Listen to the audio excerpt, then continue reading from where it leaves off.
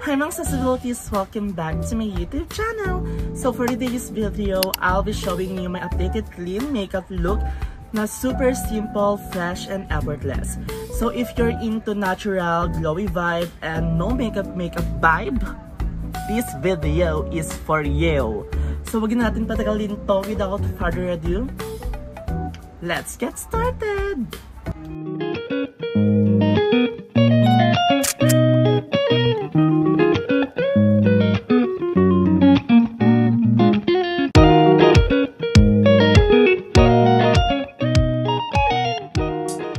To start our makeup, I'll be using the Originote Halo Cera Moisturizer to prep our skin. So this moisturizer ay gamit na gamit ko talaga, lalo na sa aking mga clients and also for myself, dahil this moisturizer ay sobrang ganda sa skin and sobrang ganda niyang pang base, lalo na pang everyday.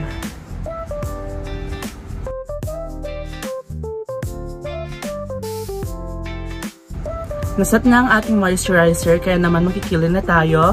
Then for my brows, I'll be using Dior in the shade Ombre Sculpting Powder. So pinaka-lightest shade ng brown. Then syempre sa ating brows, i-apply.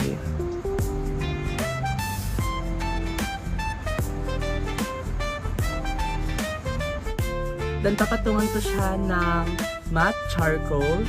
So yung dark naman, para onti na lang yung i-fill in natin ng brow pen. So to laminate my brows, I'll be using CC Stay Beauty na eyelash glue. Dahil bongga to pang laminate at tumatagal siya all day long. Naglalagay lang ko dito sa ating spoolie. Then, i-brush up ko ng ating brows. So kung gusto niyo ng sobrang tagal at hindi gumagalaw yung brows nyo, etong gamitin nyo na brand CC, dahil sobrang ganda niya talaga.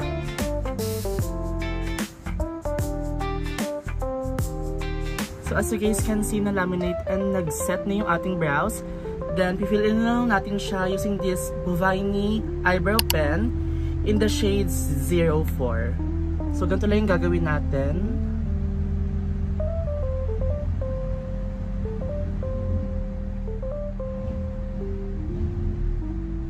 Dun lang sa alam natin na kulang and kailangan fill-inan para mas mukha siyang natural tignan.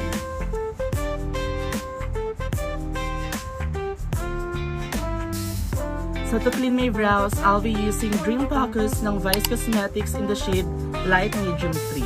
So maglalagay lang ko here sa aking kamay. Then using brush, ito lang yung ating gagawin. I-shape natin siya sa kung anong shape ang gusto natin. Kung Nike, Adidas, so ganito.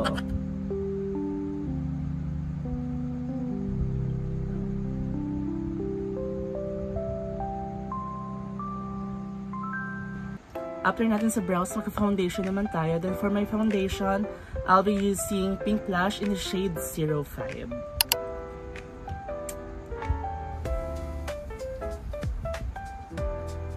Since clean lang to, tatakpan lang natin yung mga dapat nating takpan. And kung lahat ay gusto nung takpan, go. Pero yung sa akin is minimal lang.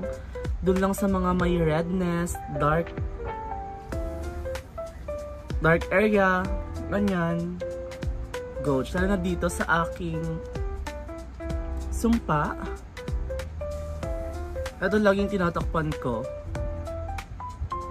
Also dito sa ating pinagpupuyatan.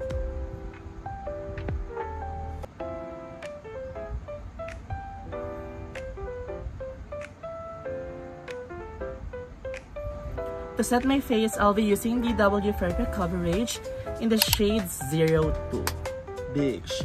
So dupe to na, ang daming kasabi na dupe to ng Charlotte Tilbury. Kaya naman binili ko siya para matry natin kung totoo nga ba. And ang daming sasabi na mas maganda pa daw to doon. Kaya mas binili ko pa ulit siya. Then nag-stock ako neto ng super dami dahil nagustuhan ko siya and ang ganda niya mag-set sa ating face.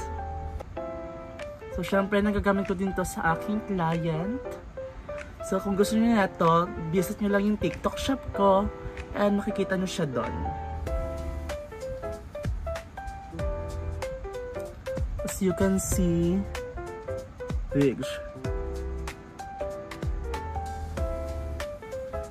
naka-blur siya ng face and ayan. Divine. So as you guys can see, maganda yung pagkakaset ng powder sa mukha ko. Kaya naman magko-contour na tayo. Then for my contour, I'll be using Contour Sweet ng Dodo Girl. And minsan hindi na ako nagko-contour. Pagpapasok ako, syempre, kasi takaw oras siya. And baka sabihin, ang liit-liit ng face mo, saan ka nagpagawa? Eme. So, ayan. Mag-contour tayo. Ng very light lang naman. Para magka-dimension naman ang ating face. At hindi bilog lang.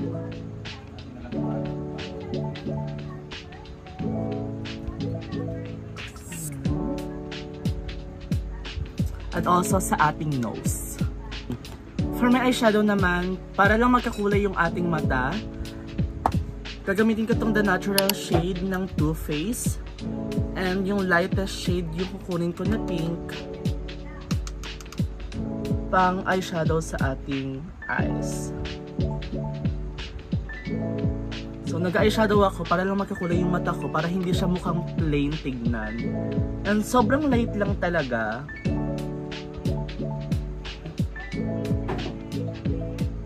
Dahil school and pang everyday lang naman. Ayan. Maglalagay lang ako ng sobrang light na shimmer. Sobrang light lang. And sobrang onti lang. Para lang hindi maging plain yung ating eyes.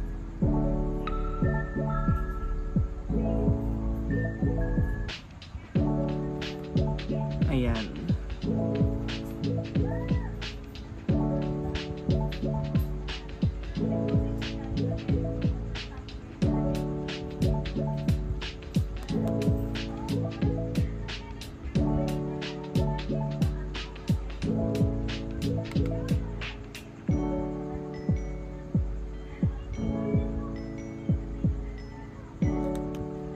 Malapit na tayo matapos, kaya naman mag-blush on na tayo. Then for my blush on, I'll be using Hero Range in the shade 04, yung pinaka-lightest shade na pink. At yung i-apply natin sa ating blush. So okay lang kapag mag-over-blush kayo dahil ito naman yung pinaka-unang nawawala sa ating mga makeup.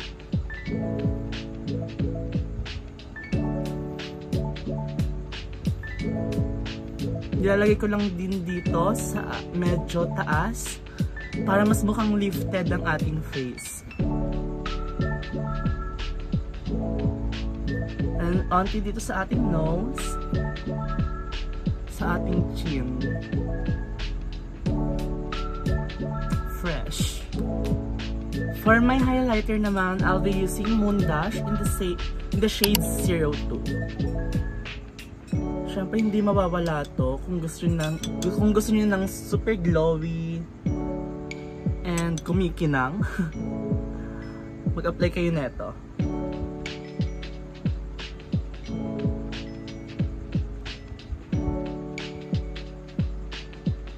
As you can see, sobrang glowy na natin.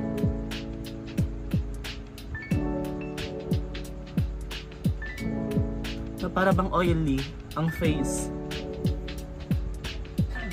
Kyaw.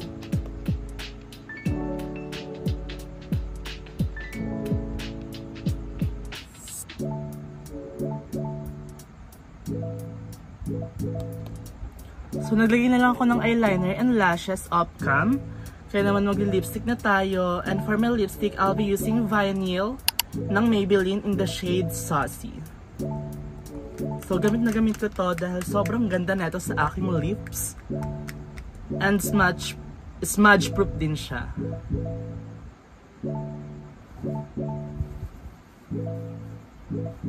Sobrang light niya lang sa aking labi.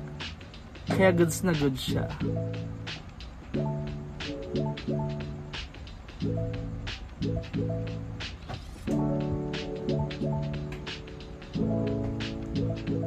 Ayan.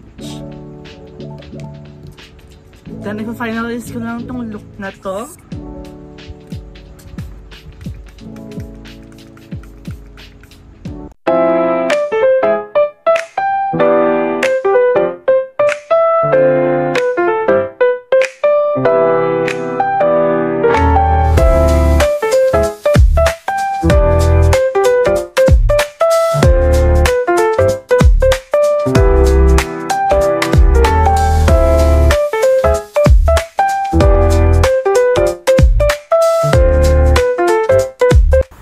So here's the final look mga sasabilities. So ready na tayo mag-slay sa school kahit sobrang init na para bang hindi ka mabibiktima ng school air ba? Gelch! So kung nagustuhan itong video na to, please do like and subscribe and also click the notification bell para lagi kayong update sa mga videos ko. Thank you for watching everyone! Ready na mag-slay!